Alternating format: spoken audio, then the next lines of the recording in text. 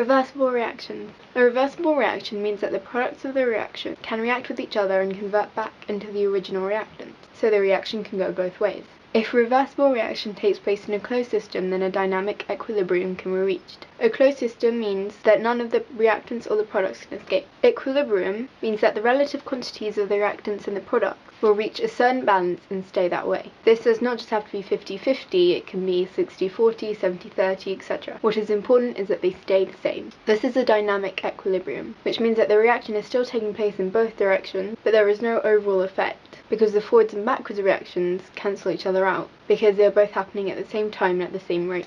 When acids are dissolved in water, they ionize, which means that they release hydrogen ions, or H+ ions. This is what makes them acidic. Acids will either ionize completely or reach a dynamic equilibrium. This depends on the type of acid. A strong acid, for example hydrochloric acid, will ionize almost completely in water or fully dissociate with its H+ ions. This means that almost every single hydrogen is released, meaning that there are lots of H+ ions in the product. Weak acids, for example any carboxylic acid, ionize very slightly or partially dissociate with their H+ ions. Only some of the hydrogens in the compound are released, so only a small number of H+ ions are formed in the products. The ionization of a weak acid is a reversible reaction. Since only a few H+ ions are released, the equilibrium is on the left.